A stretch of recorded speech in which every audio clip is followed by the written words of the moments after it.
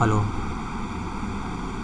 हाँ, तो एनोड पे पॉजिटिव इलेक्ट्रोड होते पॉजिटिव, ये पॉजिटिव इलेक्ट्रोड होता है, कैथोड नेगेटिव इलेक्ट्रोड होता है। याद कैसे करेंगे? एनोड मतलब इनो खाता है तो तुम्हें पॉजिटिव रिजल्ट आता है, गैस सब खत्म हो जाता है तो इनो खाने से पॉजिटिव रिजल्ट आता है। तो एनोड पॉजिटिव इलेक्ट्रोड होता है, याद रखना है इससे। ठीक है, अब हम इलेक्ट्रोलाइटिक रिडक्शन कैसे करते हैं भाई? तो इलेक्ट्रोलाइटिक रिडक्शन में क्या करते हैं, एग्जांपल के तौर पर सोडियम लेके चल रहे हैं। मान लीजिए तुम्हारे पास एक रॉक साल्ट है सोडियम NaCl, इसमें से तुमको सोडियम निकालना है। ठीक है, तो कैसे निकालोगे? कुछ नहीं करना, सोडियम को तुम डाल दो। इसमें क्या होता है ना कि कुछ इलेक्ट्रोलाइट्स होते हैं, इसमें क्या होते हैं, कुछ इलेक्ट्रोलाइट्स होते हैं लिक्विड फॉर्म में इलेक्ट्रोलाइट्स होता है। इसमें तुम रॉक साल्ट डाल दिए NaCl, तो NaCl डालते ही क्या होगा, ये तो इलेक्ट्रोलाइट्स है, इलेक्ट्रोलाइट्स मतलब H2SO4 HCl कुछ इस टाइप से। ठीक है, तो इसमें डाल दिए तुम NaCl। अब जैसे करंट पास करेंगे तो ब्रेक हो जाता है, Na प्लस हो जाएगा और Cl माइनस हो जाएगा। अब तुम बताओ कि Na प्लस जो है वो कहाँ जाएगा? तो Na प्लस तो ये तो पॉजिटिव चार्ज है तो हमेशा निगेटिव इलेक्ट्रोड की ओर जाएगा, क्योंकि निगेटिव है ना, निगेटिव चार्ज के साथ कनेक्ट है, ये निगेटिव इलेक्ट्रोड है। तो सोडियम कहाँ जाएगा? कैथोड के पास। तो सारा सोडियम जो मेटल है वो कहाँ जमा होने लगेगा? कैथोड पे जमा होने लगेगा।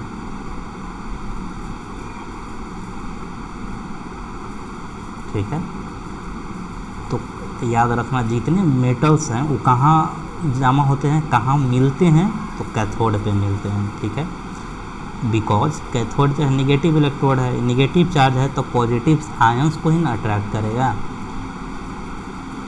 तो याद रखना कैथोड जो है यहाँ पे क्या लिखेंगे कि positive ions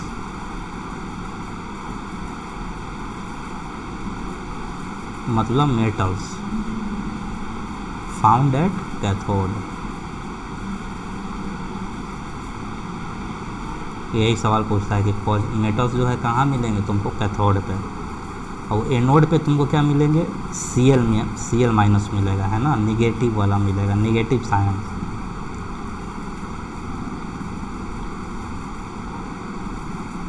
negative ion found at anode. Negative ion के एग्जांपल तो तुम बता सकते हो। हाँ, क्लोराइड, जैसे Cl माइनस है तो क्लोराइड हो गया,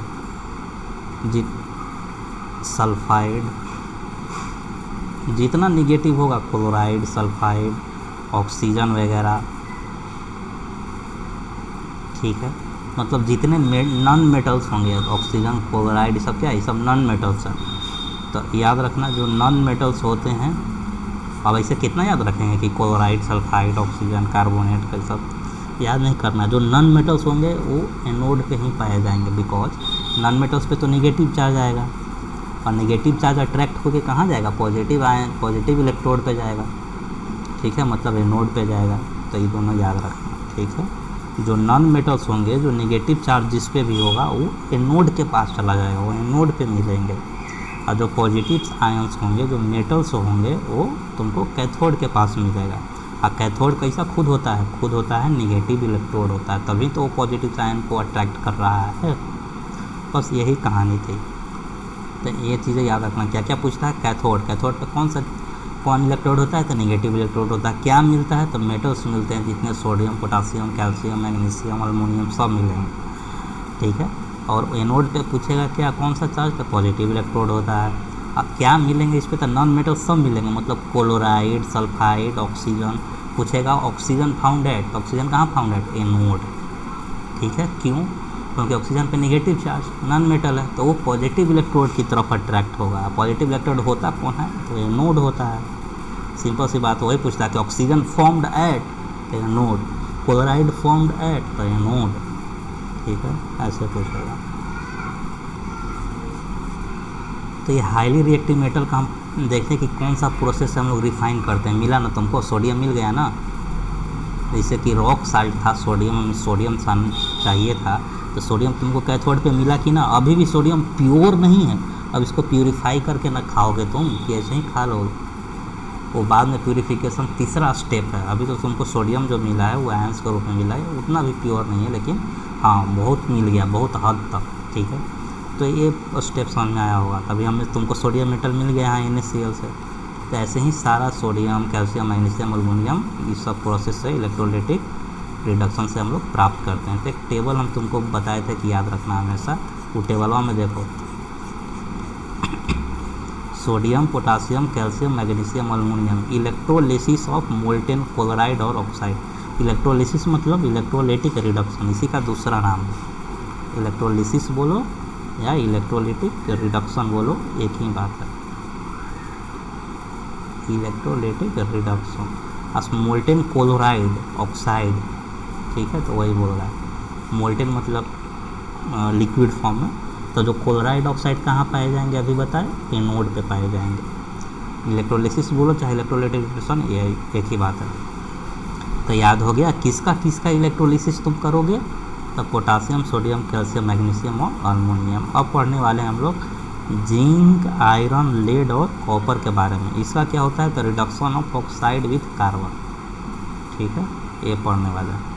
अब ये क्या है कि मीडियम रिएक्टिव है, zinc, iron, lead, copper medium reactive है। जो गोल्ड, सिल्वर, प्लेटिनम है ये रिएक्टिव नहीं है, ठीक है, बहुत कम रिएक्ट होते हैं।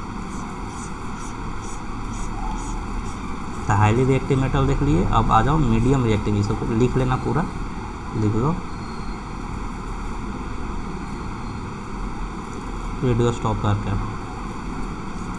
अब आ जाओ मीडियम रिएक्टिव,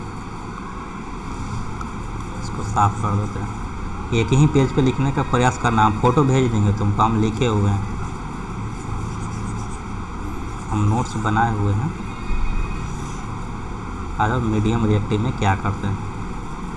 अभी हम कंसनट्रेटेड ओर से मेटल प्राप्त करने की कोशिश कर रहे हैं। तो कंसनट्रेटेड ओर से मेटल प्राप्त किए थे, कंसनट्रेटेड और रॉक साल्ट था, उससे मेटल प्राप्त किए थे ना, सोडियम, हाँ यही प्रोसेस अभी चल रहा है। अब मीडियम रिएक्टिव मेटल्स है, एग्जांपल के तौर पे जिंक, लेड, कॉपर, जो भी हम तुमको दिखाए थे वो मीडियम रिएक्टिव, जिसके बारे में हम लोग पढ़ने वाले हैं। जिंक, लेड, कॉपर, आयरन, ये सारा चीज़ें था। इसमें क्या करते हैं, फर्स्ट क्या करते हैं कि फर्स्ट कंसनट्रेटेड और converted into metal oxide by process of calcination या फिर रोस्टिंग। इसमें क्या करते हैं कि पहले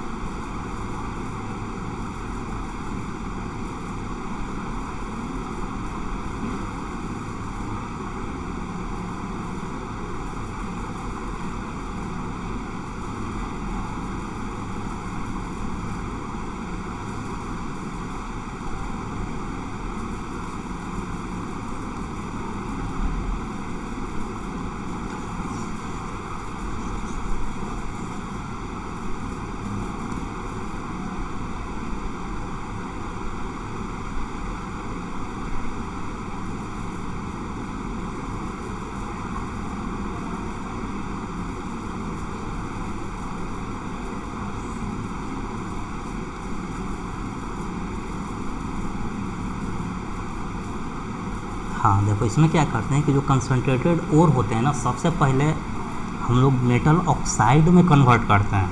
अब मेटल ऑक्साइड में कन्वर्ट करने का दो तरीका हमारे पास है, या तो कैल्सिनेशन से हम मेटल ऑक्साइड में कन्वर्ट कर दें, या फिर रोस्टिंग करके हम मेटल ऑक्साइड में कन्वर्ट करते हैं। इलेक्ट्रोलाइटिक रिडक्शन में क्या हो रहा था कि हम लोग जो कंसनट्रेटेड ओर था उसको मेटल में कैसे कन्वर्ट कर रहे थे, तो इलेक्ट्रोड लेकर के कर रहे थे, करंट पास करवा रहे थे। तो एनोड के पास हमारा ऑक्साइड क्लोराइड जा रहा था, ठीक है, और कैथोड के पास मेटल जा रहा था, वो तरीका था। इसमें क्या है कि कंसनट्रेटेड ओर को ना पहले हम मेटल ऑक्साइड में कन्वर्ट करेंगे। जैसे कि जिंक है, जिंक तुम्हारे पास है तो और निकाले तुम, जिंक है उसमें, तो हम जिंक को क्या करेंगे ना कि मेटल ऑक्साइड में कन्वर्ट कराओ, जिंक ऑक्साइड में कन्वर्ट कराओ, ठीक है।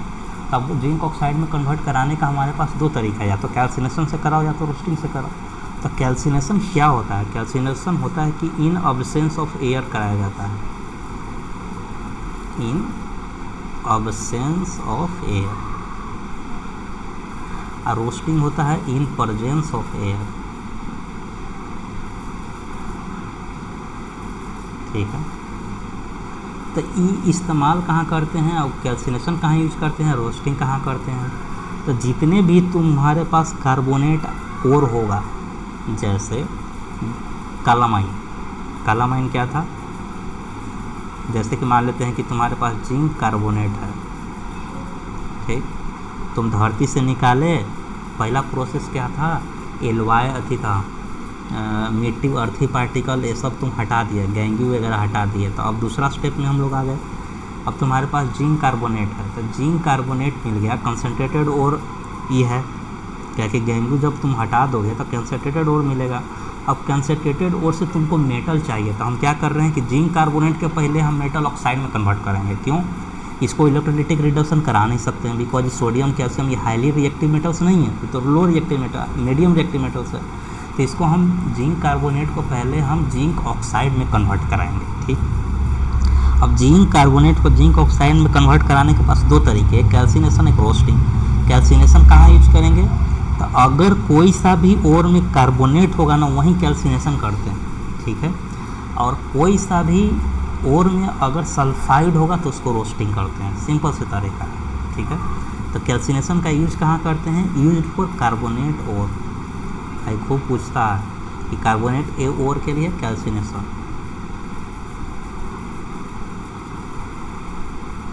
जिंक कार्बोनेट एग्जाम्पल है, तो इसको हम क्या किए कि रोस्टिंग कर दो, कैल्सिनेशन कर दो, आई एम सॉरी, कैल्सिनेशन। तो कैल्सिनेशन करने के बाद क्या हो जाएगा कि जिंक कार्बोनेट है ना, जिंक ऑक्साइड में कन्वर्ट हो जाएगा, प्लस कार्बन डाइऑक्साइड अपना चला जाएगा ऊपर।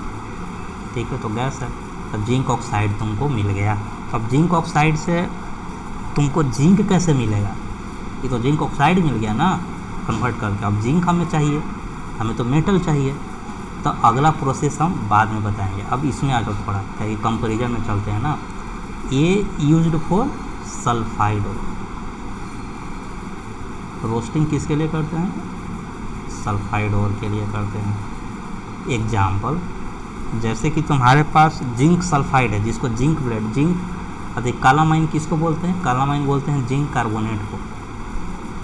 जैसे तुम्हारे पास मट्टी उट्टी हटा दिए, गैंग्यू हटा दिए, पहला स्टेप तो ख़त्म हो गया। दूसरा स्टेप क्या था, कंसनट्रेटेड ओर को मेटल में कन्वर्ट करना। बार बार इसलिए बोल रहे हैं ना कि चैप्टर जो है ना बड़ा ही कठिन है, समझ में कम आता है, समझ, इसलिए बार बार रिपीट कर रहे हैं।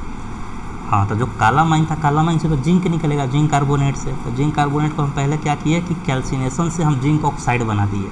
अब जिंक ऑक्साइड से बना करके हम मेटल जिंक प्राप्त करेंगे, तो वो अगला स्टेप, मतलब वो आगे क्या करते हैं बाद में बताएंगे। अभी कैल्सिनेशन रोस्टिंग में हम कंपेरिजन करते जा रहे हैं। हाँ, तो रोस्टिंग में क्या करते हैं कि सल्फाइड ओर के लिए हम इस्तेमाल करते हैं। जैसे तुम्हारे पास जिंक सल्फाइड है, जिंक सल्फाइड को क्या कहते हैं पता है, जिंक ब्लेड। अब जिंक सल्फाइड से भी जिंक निकलता है, जिंक कार्बोनेट से भी जिंक निकलता है, पढ़ा होगा ना, अभी हम तुमको टेबल बताए थे। जिंक सल्फाइड, इसको क्या बोलते हैं, जिंक ब्लेंड बोलते हैं। इससे क्या निकलता है, जिंक ब्लेंड, एक जिंक सल्फाइड एक और है, इससे क्या निकलेगा, जिंक। हम लोग जिंक मेटल प्राप्त करते हैं। वैसे ही जो कालामाइन है, ये कालामाइन है, इससे हम लोग क्या प्राप्त करते हैं, इससे भी हम लोग जिंक प्राप्त करते हैं। तो अभी हम लोग समझे कि जिंक कार्बोनेट को जिंक ऑक्साइड में कन्वर्ट कर दिया, राइट। अभी हम जिंक सल्फाइड को जिंक ऑक्साइड में कन्वर्ट करेंगे by the process of roasting, used for sulphide. और इसमें हम क्या करते हैं कि जो जिंक सल्फाइड है हमारे पास, जिंक ब्लेंड है, इसको हम रोस्टिंग कर कर जिंक ऑक्साइड में कन्वर्ट करते हैं। आप सल्फर डाइऑक्साइड अपना उड़ जाएगा, गैस है। अब तुम पूछोगे कि अरे तुम जिंक कार्बोनेट था, तुम्हारे पास जिंक सल्फाइड है, तो तुम जिंक ऑक्साइड में कन्वर्ट करके क्या करोगे, हमें तो जिंक चाहिए। चलो, तो अब अगला प्रोसेस हम क्या करते हैं कि इसको फिर से रिडक्शन करते हैं। देखो कि फर्दर, अब जो हमारे पास मेटल ऑक्साइड आया, जिंक ऑक्साइड आया, अब क्या करते हैं कि फर्दर मेटल ऑक्साइड कन्वर्टेड, बहुत इंपॉर्टेंट है line, converted into metals by reducing agent. Reducing agent का इस्तेमाल करते हैं। रिड्यूसिंग एजेंट कौन है? Most commonly carbon. अगर ऑप्शन में आ जाए कि रिड्यूसिंग एजेंट कार्बन है, सबसे कॉमनली यूज होता है, बहुत ज़्यादा यूज होता है कार्बन का। दूसरे नंबर पे आता है अल्मोनियम, तीसरे पे आता है सोडियम और कैल्शियम। इतना रिड्यूसिंग एजेंट इस्तेमाल होता है, कार्बन, अल्मोनियम, सोडियम, कैल्शियम। तो हम कैसे मेटल प्राप्त करेंगे? जिंक ऑक्साइड से। मेटल ऑक्साइड से हम कैसे प्राप्त करते हैं मेटल? तो जिंक ऑक्साइड, कोई सा भी एक रिड्यूसिंग एजेंट ले लो, कार्बन। तो जैसे ही तुम कार्बन से रिएक्शन कराए, कार्बन से तुम रिडक्शन कराए, तो सीधे तुमको मिल जाता है जिंक और कार्बन मोनोऑक्साइड। तो कार्बन मोनोऑक्साइड कैसे खत्म? मिल गया तुमको जिंक मेटल। तो ये तरीका होता है। अब तुम पता चला, हम समराइज कर देते हैं कि जो मीडियम रिएक्टिव मेटल्स हैं जैसे कि जिंक, लेड, आयरन, कॉपर, उसको क्या करते हैं कि पहले हम मेटल ऑक्साइड में कन्वर्ट कराते हैं। एग्जाम्पल, जिंक है तो जिंक ऑक्साइड में कन्वर्ट कराएंगे, आयरन है तो आयरन ऑक्साइड में कन्वर्ट कराएंगे, ऑक्साइड में कन्वर्ट कराएंगे। अब हमारे पास नेचर में क्या है कि जिंक कार्बोनेट है। अब जिंक कार्बोनेट से ही तो जिंक मिलता है, जिसको काला माइन बोलते हैं। जिंक सल्फाइड, जिसको जिंक ब्लेड बोलते हैं, उससे हमें जिंक मिलता है। तो हम क्या करेंगे कि जिंक कार्बोनेट है, पहले उसको हम जिंक ऑक्साइड में कन्वर्ट कराएंगे, मेटल ऑक्साइड में। उसी तरीके से हम जिंक सल्फाइड है, उसको भी जिंक ऑक्साइड में कन्वर्ट कराएंगे। पहले हम मेटल ऑक्साइड में कन्वर्ट कराते हैं। अगर सल्फाइड उसमें मिला हुआ है तो रोस्टिंग से हम जिंक ऑक्साइड में कन्वर्ट कराएंगे। अगर उसमें कार्बोनेट है तो हम कैल्सिनेशन के प्रोसेस से हम जिंक ऑक्साइड में कन्वर्ट कराएंगे। ठीक है, अब जिंक ऑक्साइड आ गया, मतलब मेटल ऑक्साइड आ गया। अब हमें मेटल चाहिए तो हम कार्बन से रिडक्शन करा देते हैं, उसके बाद फिर हमें जिंक मिल जाता है। अब इसको हम प्यूरिफाई करके इस्तेमाल कर सकते हैं। तो ये प्रोसेस है मीडियम रिएक्टिव मेटल्स का। अब तीसरा, अब हमारे पास क्या है? Less reactive metals. जो रिएक्टिव मेटल्स नहीं है, जो लो रिएक्टिव मेटल है। इसमें क्या क्या एग्जांपल आते हैं? सिल्वर, गोल्ड, ये सब आते हैं। अभी उसका पढ़ते हैं। तो ये प्रोसेस समझ में आया कि conversion of concentrated ore into metal. Concentrated ore को मेटल में कैसे कन्वर्ट करते हैं, पूरा प्रोसेस लिख लेना।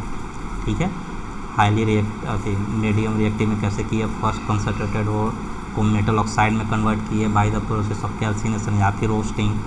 कन्वर्ट करा के फिर हम कार्बन से रिडक्शन करा के मेटल प्राप्त कर लिए। आ जाओ अब मीडियम रिएक्टिव हो गया। दूसरा कंसनट्रेटेड ओर में ही चल रहा है बाबू, कन्वर्जन ऑफ कंसनट्रेटेड ओर में ही चल रहा है। हाईली रिएक्टिव हो गया ए। बी था मीडियम रिएक्टिव को कैसे कन्वर्ट कर देंगे। सी है लेस रिएक्टिव को कैसे कन्वर्ट करते हैं।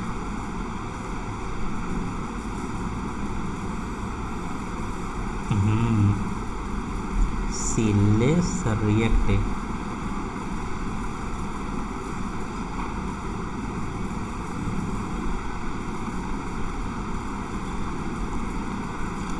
चाहे मेटल्स ऑफ लो रिएक्टिविटी, एक ही बात है, लो रिएक्टिविटी। इसको क्या करते हैं कि extracted by the reduction of their oxide by heat alone. चुपचाप इसको गर्म कर देते हैं, कुछ नहीं करते हैं। सबसे आसान तरीका है गर्म कर दो। ठीक है, तो इससे सवाल नहीं पूछता है, वो दोनों जो था वही इम्पोर्टेंट था। एक्सट्रैक्टेड बाय रिडक्शन, इसको कैसे हम रिड्यूस करते हैं? जैसे कि कार्बन से रिडक्शन करा के मेटल प्राप्त कर रहे थे ना, वैसे इसमें भी करते हैं। Extracted by the reduction of their oxide, जो ऑक्साइड हमारे पास बचा बाय हीटिंग एलोन। बस इसको हीट कर देते हैं और कुछ नहीं करते हैं। तो इसमें कुछ नहीं पहुँचता है, रहने दो।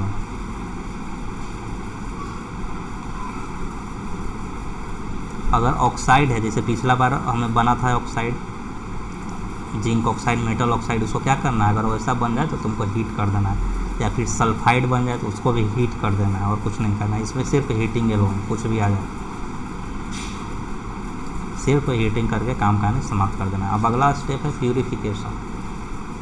तीसरा स्टेप में आ गए हैं। जब ये सब मेटल तुमको मिल गया तो उसको इस्तेमाल नहीं करते हैं, पहले इसको हम प्यूरिफाई करते हैं, उसके बाद ही इस्तेमाल करते हैं।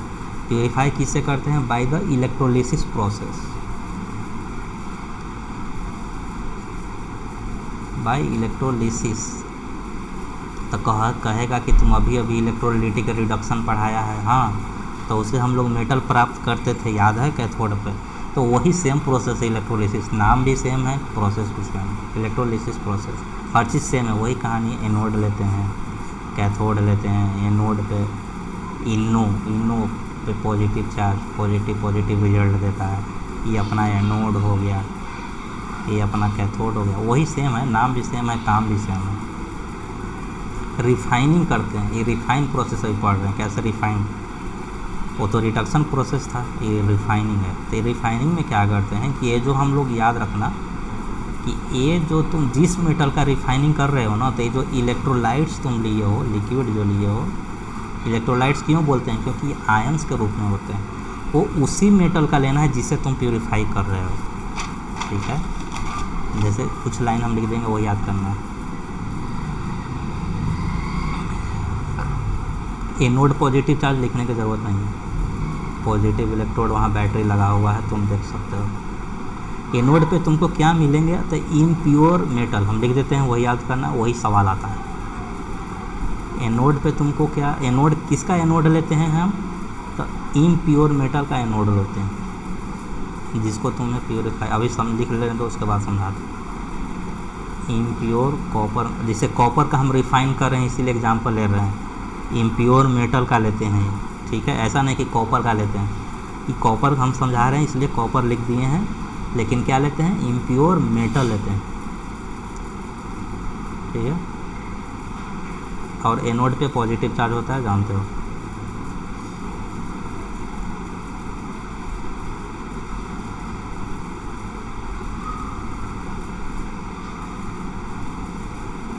कैथोड पे तुमको क्या मिल जाएगा, प्योर मेटल मिलेगा। कॉपर हटा दो तो कंफ्यूज हो जाएगा। इम्प्योर मेटल, और इलेक्ट्रोलाइट्स जो तुम लिक्विड लिए हो, मतलब आयंस के रूप में, ठीक, कॉपर सल्फेट सॉल्यूशन है इलेक्ट्रोलाइट, सॉल्यूशन है इलेक्ट्रोलाइट।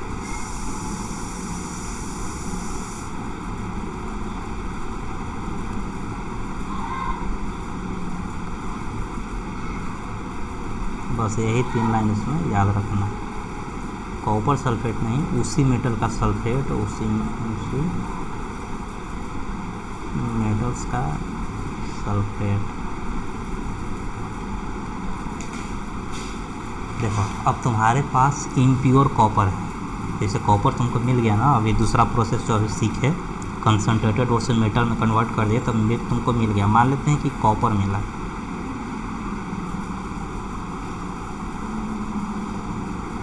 कॉपर मिला तुमको, ठीक है। अब कॉपर को तुमको क्या करना है कि इसको एनोड बना देना है, ये पूरे के पूरे कॉपर रहेगा, मतलब इम्प्योर जो तुम्हारे पास ही मिला, इम्प्योर कॉपर, इसी को रिफाइन करना है।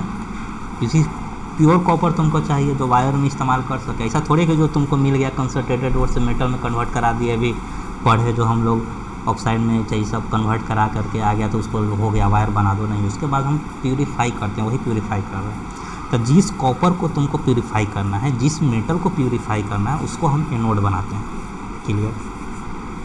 उसके बाद जो लिक्विड लेते हैं इलेक्ट्रोलाइट्स, मतलब ये आयंस के फॉर्म में रहते हैं, पॉजिटिव नेगेटिव साइन में ब्रेक हो जाते हैं, वो उसी मेटल का सल्फेट लेते हैं, या उसी मेटल्स का क्लोराइड भी ले सकते हैं। जो कॉपर को तुम प्यूरीफाई करना है उसी का ही होना चाहिए, तब उसी मेटल क्या है, कॉपर है, तो उसी का सल्फेट लेंगे, कॉपर सल्फेट, ठीक है।